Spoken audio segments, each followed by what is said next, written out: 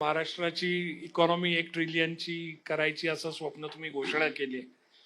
पण आता जर बघितलं तर भारतात सगळ्याच राज्यांची स्पर्धा लागली. म्हणजे कर्नाटकनी परवा डिक्लेअर केलं 1 ट्रिलियन, गुजरात आहे. आता काल योगी आदित्यनाथ पण म्हणतात की 29 पर्यंत उत्तर प्रदेश 1 ट्रिलियन होईल.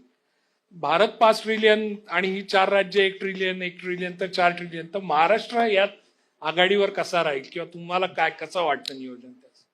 नाही, मुळामध्ये प्रत्येक राज्यांनी स्वप्न बघणं हे अतिशय चांगलं आहे आणि आपल्या स्वप्नांचा पाठपुरावा करणं हे देखील चांगलं आहे, कारण राज्यांचा विकास होईल तर देशाचा विकास होईल. फक्त या सगळ्या स्वप्नांमध्ये 1 ट्रिलियनच्या जवळ आज कोण आहे तर तो महाराष्ट्र आहे. इतर सगळी राज्य ही आपल्यापेक्षा पुष्कळ मागे आहे. आपण आता जवळपास 660 बिलियनवर आलो आहोत आणि साधारणपणे आपण जर बघितलं तर 50 ते 60 बिलियन हे आपण दरवर्षी ऍड करतो. त्यामुळे आपल्याकरता 2029 किंवा 2030 हे गाठणं सहज शक्य आहे.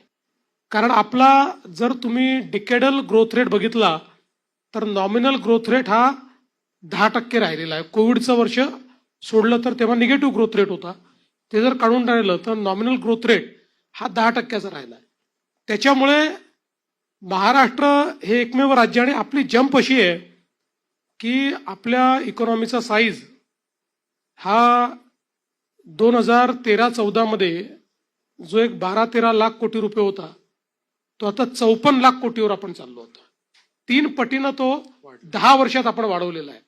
त्यामुळे मला असं वाटतं की महाराष्ट्र एक राज्य आहे की ज्याला हे सहज गाठणं शक्य आहे.